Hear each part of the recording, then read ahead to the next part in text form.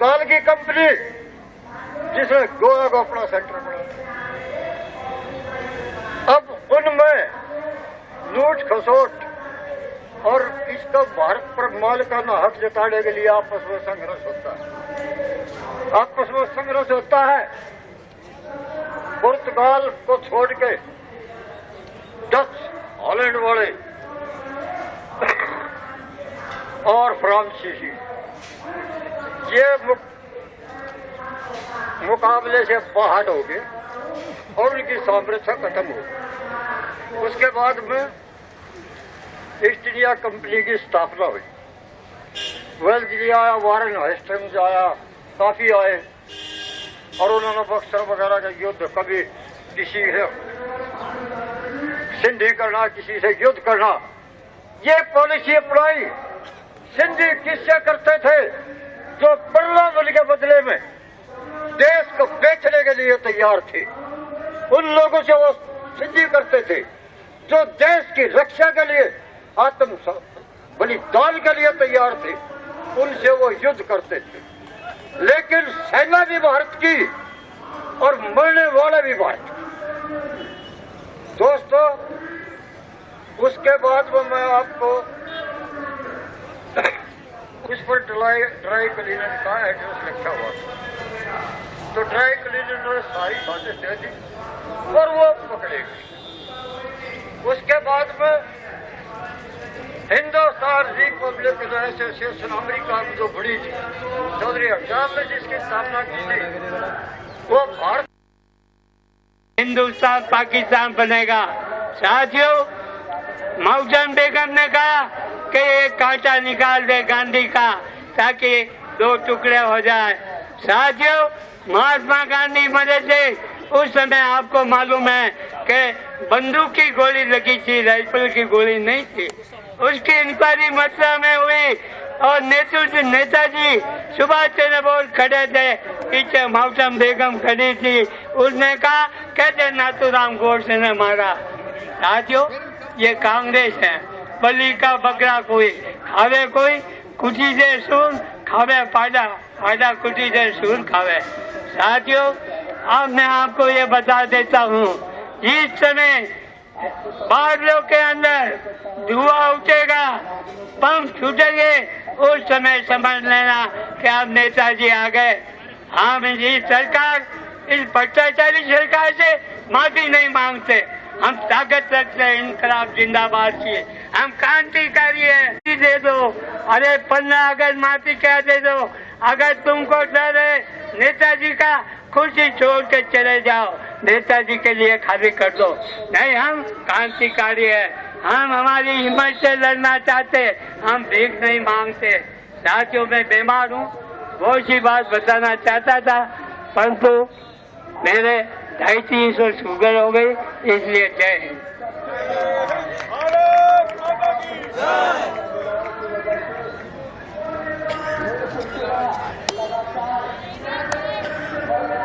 धन्यवाद।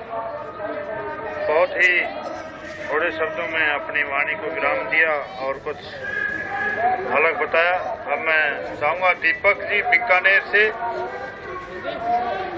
ठीक है, दीपक बीकानेर से आए और अपने ओजस्वी। अभी समय कम होने के कारण मुझको रोका जा रहा है। मैं अभी फिर बोलूंगा, अगर मौका मिला मैं आपसे कहूंगा। धन्यवाद। ये पूछ रहे हैं इकट्ठा होने का क्या कारण है, हम क्यों इकट्ठा हुए हैं, यहाँ क्यों आए हैं, ये पूछ रहे हैं। मेरा नाम गौरीशंकर ब्रह्मचारी है। अपना नाम को छोड़िए, आप बोलो जी, आप बताइए। ये पूछ रहे हैं जी, यहाँ किस लिए इकट्ठा हो रहे हैं, क्या मांग है हमारी, आप ना बोलो क्योंकि बोल रहा है यार, समाज है, हम सुनता नहीं ना। क्या क्या मांगे? उनको प्रकट करने के लिए,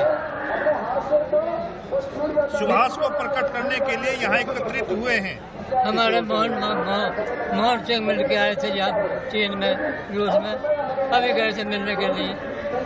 हमारे प्रधानमंत्री मनमोहन सिंह रूस में भी और चाइना में भी नेताजी से मिलकर आए हैं। भारद्वाज अध्यक्ष भारत हरियाणा प्रदेश से। हम यहाँ इसलिए एकत्रित हुए हैं कि जो भारतवर्ष उपनिवेश परिवेश में है, ब्रिटेन गवर्नमेंट के अधीन है, क्योंकि इस भारतवर्ष का नेतृत्व इंग्लैंड की महारानी एलिजाबेथ करती है। अब इस गवर्नमेंट ऑफ इंडिया को चेतावनी दे रहे हैं कि आप गवर्नमेंट ऑफ इंडिया के जो संसद के अंदर बैठते हैं उनको सिर्फ ये चेतावनी है कि आप गवर्नमेंट ऑफ इंडिया ये उपनिवेश परिवेश से निकलने की घोषणा करें, कॉमनवेल्थ के देशों से निकलने की घोषणा करें और नेताजी के ऊपर जो प्रतिबंध लगाए हुए हैं और उनके बारे में भी डिक्लेरेशन करें कि नेताजी के ऊपर 15 अगस्त 1947 को आज़ादी से संबंधित जो दस्तावेज प्रतिबंध लगाए नेताजी सुभाष चंद्र बोस के ऊपर जो प्रतिबंध लगाए हैं गवर्नमेंट ऑफ इंडिया ने कि मृत या जीवित अवस्था में जिस भी अवस्था में होगा तो ब्रिटेन सरकार के हवाले करने पड़ेंगे। उस चीज का भी यहाँ डिक्लेरेशन करे गवर्नमेंट ऑफ इंडिया के नेताजी के ऊपर क्या प्रतिबंध लगे हैं और हमने उसके लिए हटवाने के लिए क्या युद्ध अपराधी से हटाया। यहाँ हमने ये भी कार्यक्रम में मैंने रखा है पॉइंट कि नेताजी को युद्ध अपराधी की सूचियों से हटाया जाए। तक आगे जो वहाँ पर आगे तो उस टाइम हमारा राजनीतिक नेता को गद्दारी के बारे में काम पूरी नहीं हुआ।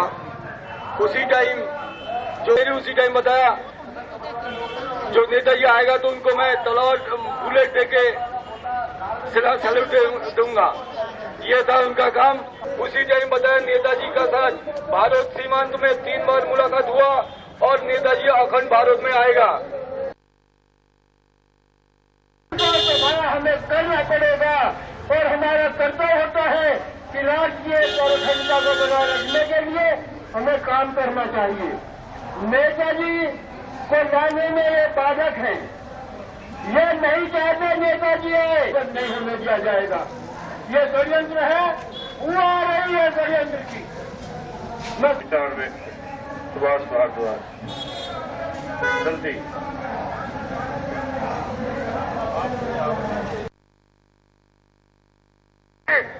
जिनके बारे में आपने सुना तो होगा, लेकिन ये विश्वास कभी नहीं कर सकते कि आज भी वो जीवित हो गए।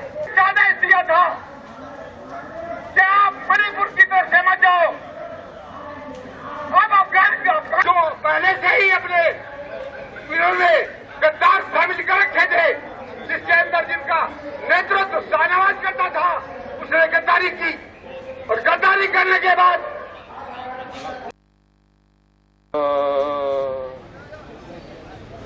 तारा त्वं सुगता प्रमे भगवती गौरीति शैलागमे वज्रा कोकिल शासने जिनमते पद्मावती विश्रुता गायत्री श्रुतिशालां प्रकीर्ति ऋतयुक्ता शशांक्यायने मात भारती किं प्रभुज बढ़ते व्याप्तम समस्तम तया। उपस्थित पूजवन बंधुबन, आप जिस कार्य के लिए या सफलता के लिए आप एकत्रित हुए हैं, वो कार्यक्रम हमारा आज से नहीं चल रहा।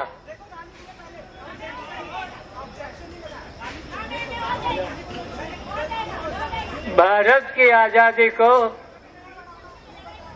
भारत को लड़ते हुए आजादी के लिए 1400 साल हो गए। 1400 साल से भारतीय अपनी आजादी के लिए लड़ रहे हैं। 900 साल हमारे ऊपर राज रहा, ब्रिटिश यमन राज रहा, उसमें हमारी आजादी के लिए लड़ते रहे। उसके उपरांत 300 साल ब्रिटिश गवर्नमेंट का राज रहा, उसमें हम आजादी के लिए लड़ते रहे। ब्रिटिश गवर्नमेंट ने भारत को नष्ट करने के लिए 1884 में कांग्रेस की स्थापना की। किस लिए? इसलिए कि हमें भारत में जो भी हमारा दुश्मन होगा हम उसको अपने गिरफ्तार करके जो हमारी शिक्षा होगी उसी प्रकार हम उसको सजा देंगे। 1884 में कांग्रेस की स्थापना की गई। उसमें हिंदू, मुसलमान, सिख तीनों मिला के कांग्रेस की स्थापना की गई। कांग्रेस की स्थापना होने के उपरांत ब्रिटिश गवर्नमेंट ने कांग्रेस की आड़ में पता नहीं हिंदुओं को कितना, मुसलमानों को, सिखों को कितना कुर्बान, पता नहीं कितने शहीद हो गए, कोई कह नहीं जा सकता। बड़े क्रांतिकारी, बहुत क्रांतिकारी हुए। क्रांतिकारी होते हुए भी आखिर में महाराजा महेंद्र प्रताप क्रांतिकारी बने, जो हाथ रख के महाराजा थे। महाराजा महेंद्र प्रताप, ब्रिटिश गवर्नमेंट ने इनको देश निकालने की सजा दे दी कि तुम देश से निकल जाओ। देश से निकल जाने के लिए सभी जितने रास्ते थे सभी ब्रिटिश गवर्नमेंट के हाथ में थे, सभी ब्रिटिश गवर्नमेंट के हाथ में थे। कैसे रास्ते जाते? एक रास्ता था, कौन सा? पेशौर, गंधार और काबुल। ये रास्ते, ये देश आजाद थे या गवर्नमेंट के, ब्रिटिश गवर्नमेंट के अधीन में। गंधार आजाद था, काबुल आजाद था, ये सब आजाद देश थे। इसी रास्ते से क्रांतिकारी हमारे बाहर जाते थे। तो उसी प्रकार महाराजा महेंद्र प्रताप सिंह इसी रास्ते से जर्मन पहुंचे थे। जर्मन सन 1910 में पहुंचे। सन 10 में पहुंचने के उपरांत महेंद्र प्रताप सिंह ने पहला युद्ध 1914 में शुरू किया। 1914 में शुरू किया, जिसमें जहरीली गैसों का प्रयोग किया गया था। जहरीली गैसों का प्रयोग करने के उपरांत तमाम देश में बीमारी फैल गई थी। आप में कोई व्यक्ति बैठा होगा इस समय कि कार्तिक की बीमारी मशहूर थी। कार्तिक के महीने में तमाम देशों में बीमारी फैल गई थी। है कोई आदमी कार्तिक की बीमारी देखने वाला? न कोई। तो 14 में, सन 14 में पहला युद्ध बंद कर दिया महेंद्र प्रताप सिंह ने। महेंद्र प्रताप सिंह ने पहले युद्ध करने के उपरांत धीरे धीरे कार्यक्रम करते रहे। कार्य करने के उपरांत जर्मन को और मुस्लिम देश जितने भी थे सबको आजाद किया महेंद्र प्रताप सिंह ने। जितने भी मुस्लिम देश थे सबको आजाद किया। आजाद करने के उपरांत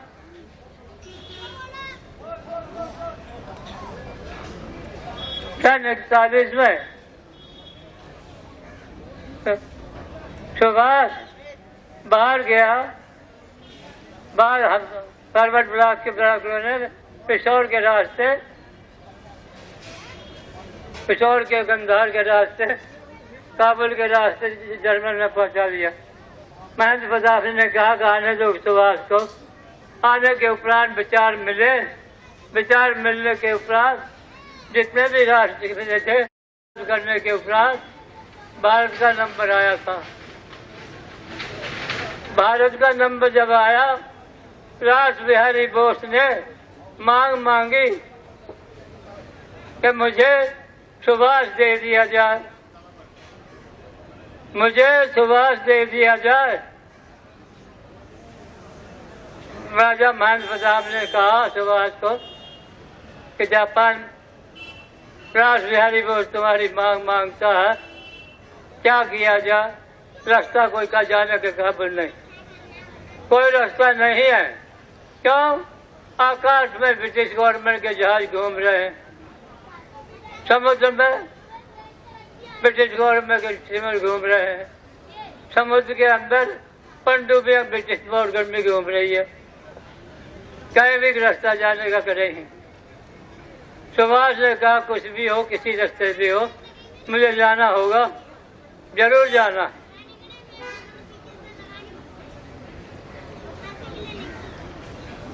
ऐसी राय होने के उपरांत महेंद्र प्रताप सिंह ने 14 पनडुब्बियां तैयार की, 14 पनडुब्बियां तैयार करके उसमें जाने के लिए तैयारी की। परंतु वहां पे जनता को, अपने कार्यकर्ता को कहा कि तुम 2 महीने जलसे करते रहना, जलसे करते रहना, टीप रिकॉर्ड चलाते रहना, ताकि ये पता रहे कि सुभाष और साथ महाराजा महेंद्र प्रताप जर्मन में है, ये ना पता नहीं कहीं जा रहे हैं। 2 महीने जहाँ जर्मन में जलसे होते रहे, परंतु महेंद्र प्रताप सिंह पनडुब्बियों के रास्ते जापान को चले। जापान को जाते हुए 3 महीने 3 दिन लगे, जो कि रास्ता बहुत कम होने था, इतने 3 महीने 3 दिन लगे। 3 महीने 3 दिन में जापान पहुंच करके सुभाष को रास बिहारी बोस को सौंप दिया गया, संभालो।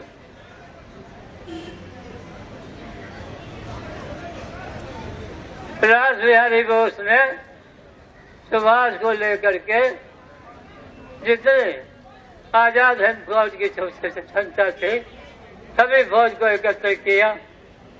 सभी फौज को एकत्र करने के उपरांत बच्चों की फौज थी, जवानों की फौज थी, स्त्रियों की फौज थी, सभी फौजों को एकत्र करके कहा कि आज से तुम्हारे नेता ये हैं, जो जैसे कहेंगे वैसा करना होगा। तो नेताजी नाम सुभाष का रास बिहारी बोस ने जापान में रखा। जापान में रखने के उपरांत युद्ध हुआ ब्रिटिश गवर्नमेंट से, सेना से, अमेरिकी सेना से। सेना से युद्ध होने के उपरांत सेना सब बिगड़ गई। भारत की सेना बिगड़ने के उपरांत अंग्रेज, अमेरिका सब निकल गए भारत से। उनको अपनी जान बचानी मुश्किल हो गई, सब निकल गए भारत से। निकलने के उपरांत असेंबली में पटेल ने कहा था, वल्लभ भाई पटेल ने कहा था कि जो काम कांग्रेस 60 साल में नहीं कर सकी, सुभाष ने 2 महीने में काम कर चुका। जो काम अंग्रेजों को निकालने में कांग्रेस 60 साल नहीं काम कर सकी, वो सुभाष ने 2 महीने में कर दिया और भारत से अंग्रेजों को निकाल दिया। निकालने के उपरांत तब अंग्रेजों ने ये प्रोपगेंडा किया कि सुभाष को पकड़ा जाए, परंतु चीन और जापान के कार्यकर्ताओं ने सुभाष को रूस पहुंचा दिया। रूस पहुंचाने के उपरांत पहले ये एक ड्रामा किया गया, ये अफवाह फैलाई गई कि सुभाष जहाज में आग लग गई, जहाज में गिर के मर गया, जहाज में मृत्यु हो गई सुभाष की। ये अफवाह फैलाई गई। क्यों फैलाई गई? ये इस फैला गई गई कि पीछा ना करे अमेरिका या ब्रिटिश गौर पीछा ना करे। पीछा ना करने के उपरांत ये अफवाह फैला गई। फैलाने के उपरांत सुभाष को जापान वहां पर रूस पहुंचाने के उपरांत पूरा सबूत लेके आप सब वापस आ गए। तो सबसे पहले सुभाष को हमारे राष्ट्रपति, पहले राष्ट्रपति जो थे राजेंद्र प्रसाद, वो मिल के आए। उनको पता लगा कि रूस में सुभाष है। वो मिल के आए। पहले मिल के आने के उपरांत उन्होंने कहा कि मैं सुभाष से मिल के आया हूँ, सुभाष रूस में है। तो पंडित जी ने उनको पागल की व्यवस्था दी थी कि ये पागल है, इसका कोई बात का इतबार नहीं। दूसरी दफे विजय लक्ष्मी गई भी उसमें। विजय लक्ष्मी मिल के आई। विजय लक्ष्मी मिल के आई। विजय लक्ष्मी ने कहा कि मैं एक ऐसा समाचार लाई हूँ कि आज आज़ादी से भी बहुत अच्छा समाचार है। आज़ादी से भी बहुत अच्छा समाचार है। परंतु पंडित जी ने मना कर दिया कि ये नहीं बताना, क्योंकि हमारा जितना खटा हमने रचा है वो हमारा करियर खुल जाएगा, हमारी सब चाली खुल जाएगी, लोग हमारे ऊपर विश्वास नहीं करेंगे। तो बंद कर दिया महालक्ष्मी को, मिलाने नहीं दिया।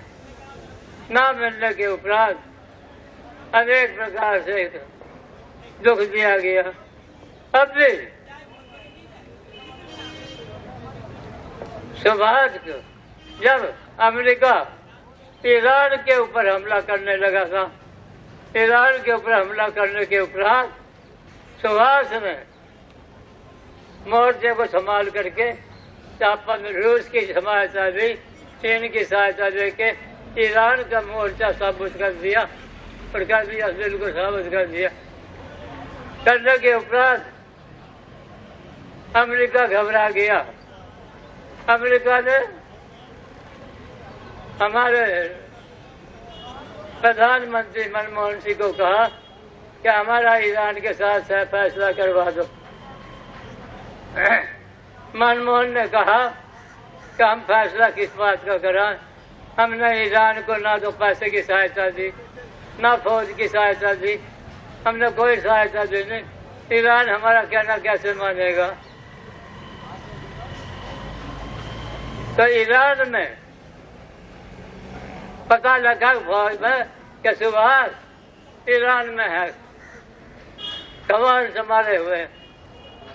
हमारे राष्ट्रपति कलाम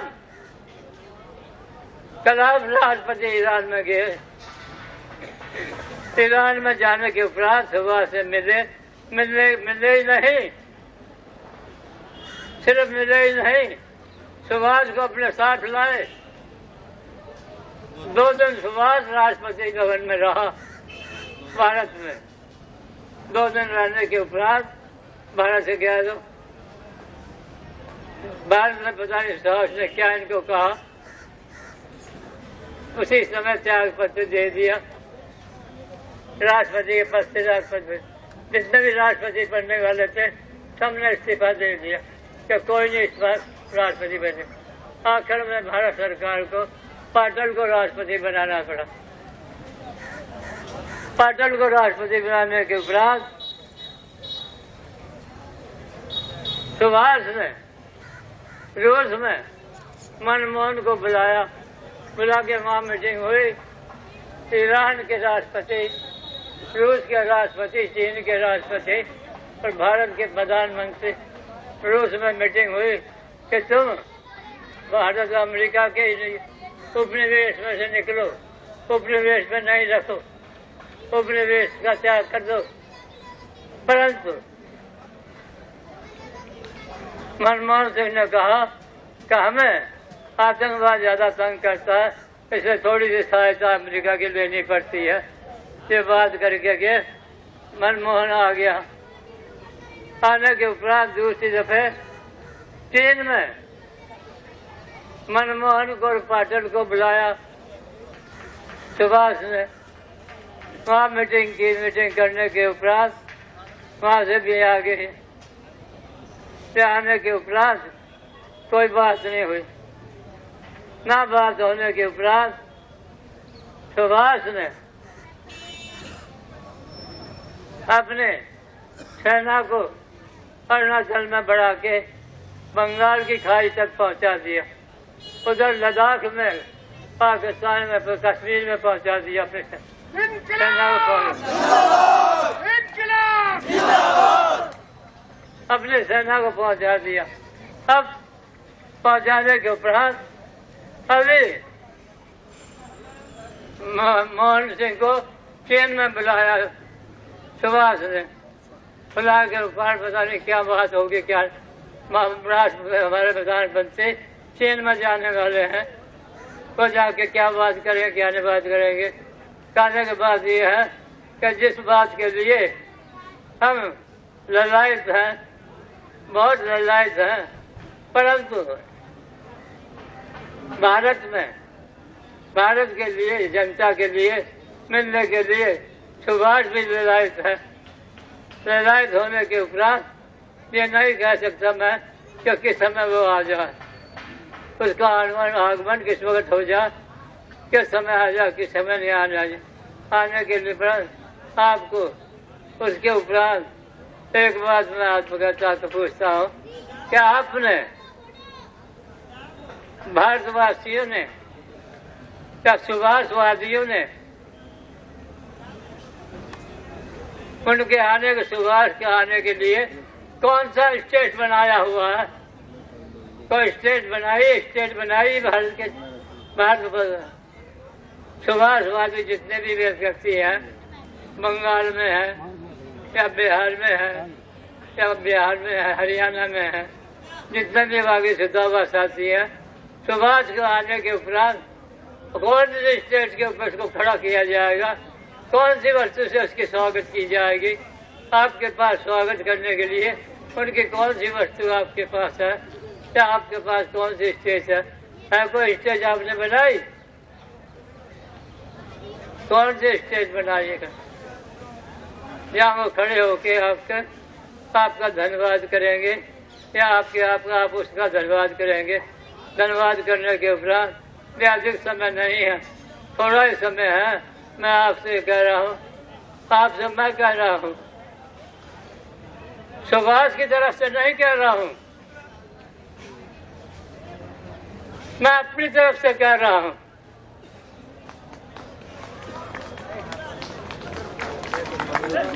तो भारत को आजादी देने के लिए बहुत थोड़ा ही समय है, ज्यादा समय नहीं है।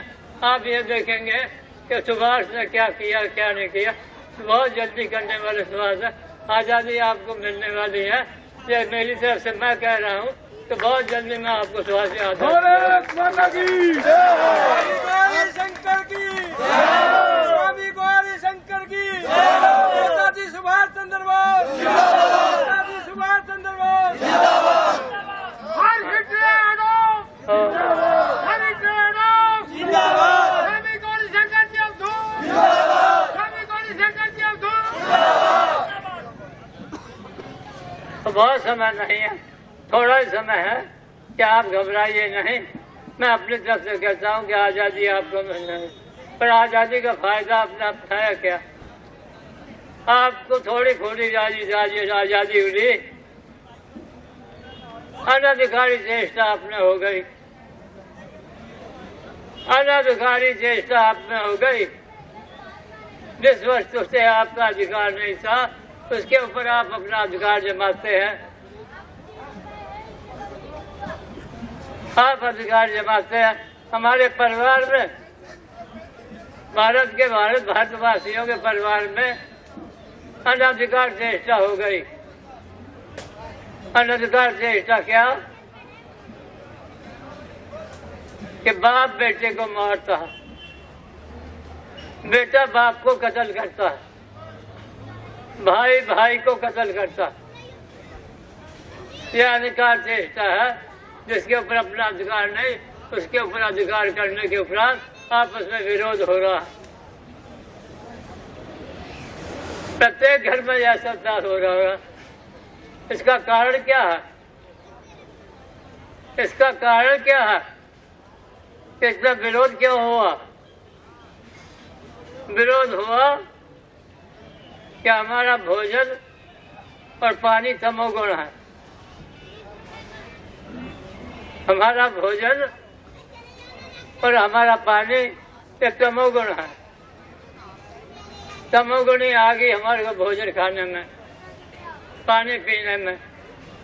क्यों? कि हम भोजन कब करते?